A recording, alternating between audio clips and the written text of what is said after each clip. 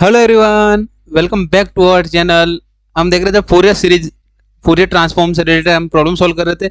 आज हम देखते हैं फोरियर ट्रांसफॉर्म यूजिंग प्रॉपर्टीज। जो फोरियर ट्रांसफॉर्म की हमने प्रॉपर्टीज देखी है ऑलरेडी आपको चैनल पे अपलोड की गई है, वहां से आप जाके देख सकते हैं जिन्होंने नहीं देखा। ठीक है, क्वेश्चन क्या गिवन है, अपने को दो फोरियर ट्रांसफॉर्म फाइंड करना है, फर्स्ट एंड सेकंड सिग्नल यानी एक्स टी दो गिवन है, उनका फाइंड करना है। तो वन बाय वन फाइंड करते हैं।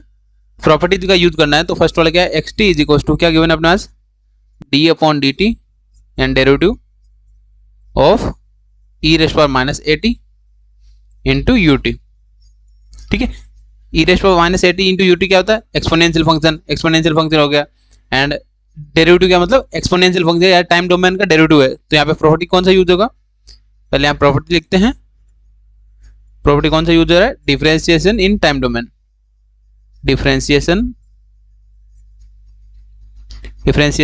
In time domain.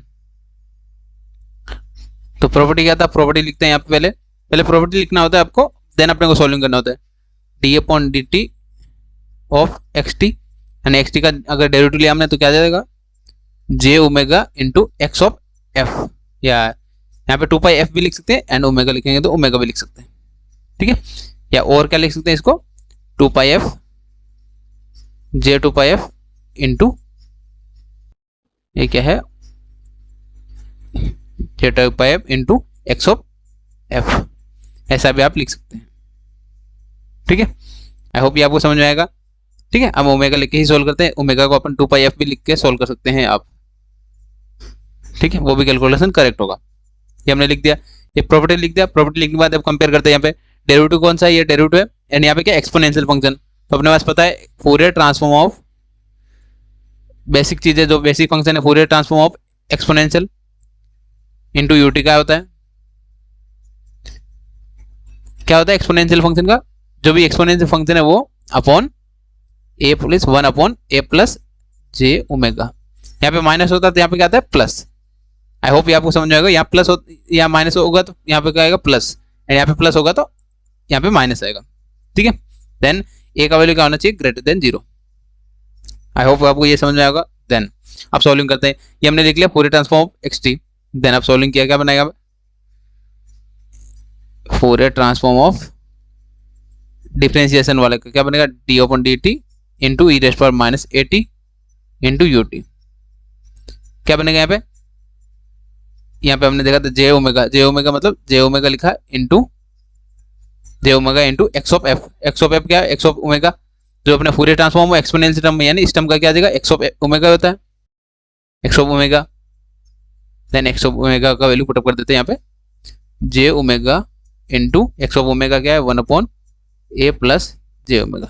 तो अपना फोरियर ट्रांसफॉर्म क्या बन गया, Fourier transform of differentiation of exponential into u t. क्या बन गया अपने पास, आंसर क्या बने,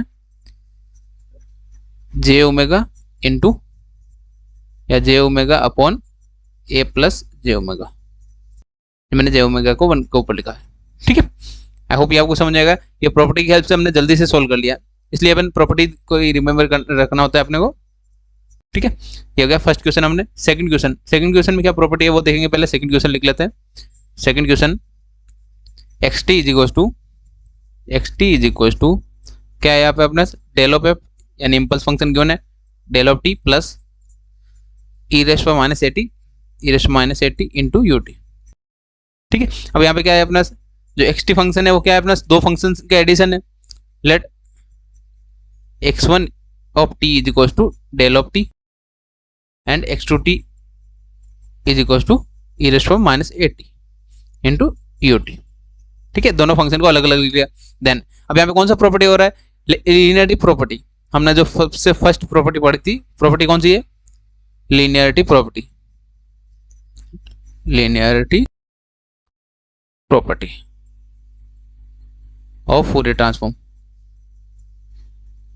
ठीक है, फोरियर ट्रांसफॉर्म लीनियरिटी प्रॉपर्टी क्या होती है, Fourier transform of x1 T plus x2 T किसके इक्वल होता है, इंडिविजुअल फोरियर ट्रांसफॉर्म के plus x2 omega. I hope ये आपको समझ में आएगा। कि दोनों फूरियर ट्रांसफॉर्म का प्रॉपर्टी क्या देखा था हमने कि दोनों फंक्शन का कंबाइन का फूरियर ट्रांसफॉर्म क्या होता है, इंडिविजुअल फूरियर ट्रांसफॉर्म के एडिशन के इक्वल। ठीक है, तो अपने पास x1 का फूरियर ट्रांसफॉर्म क्या होगा, यहाँ पे लिखते हैं x1 का फूरियर ट्रांसफॉर्म क्या होगा, x1 omega. Then impulse function का फूरियर ट्रांसफॉर्म क्या होता है, 1। इम्पल्स फंक्शन का फूरियर ट्रांसफॉर्म क्या होता है, 1।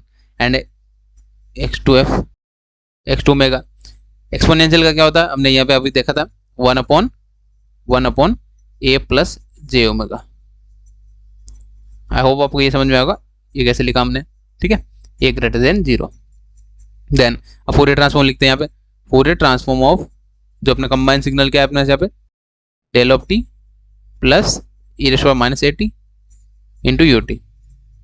तो क्या बन जाएगा, किसके इक्वल आ जाएगा, x1 एंड x2 के frequency domain 1 + 1/a plus j omega. I hope ये आपको समझ में आएगा। इसको आप सिंप्लीफाई भी कर सकते हैं आगे, a plus j omega plus 1/a plus j omega. ठीक है, ये अपना सॉल्विंग करना। देन आप इतना ही लिखेंगे तो भी आपका करेक्ट है। ये हमने क्या फाइंड कर लिया, फूरियर ट्रांसफॉर्म फाइंड कर लिया बाय यूजिंग प्रॉपर्टीज। यहाँ पे कौन सा प्रॉपर्टी यूज किया था, डिफरेंशिएशन प्रॉपर्टी, एंड यहाँ पे यूज किया था हमने लीनियरिटी प्रॉपर्टी। आपको जो भी प्रॉपर्टी यूज कर रहे हैं वो प्रॉपर्टी लिखना होता है पहले, उसके बाद आप उसका सोल्यूशन करना है, उसका यूज करना है। आई होप ये आपको समझ में आएगा। इसमें किसी को डाउट है तो आप कमेंट में पूछ सकते हैं, और जिन्होंने चैनल को अभी तक सब्सक्राइब नहीं किया पहले सब्सक्राइब कर लीजिए, और सिमिलर टाइप की वीडियोज आप चैनल पर देख सकते हैं प्ले लिस्ट में। ठीक है, मिलते हैं नेक्स्ट वीडियो में, नेक्स्ट टाइप के क्वेश्चन लेके सॉल्व करेंगे। Thank you for watching.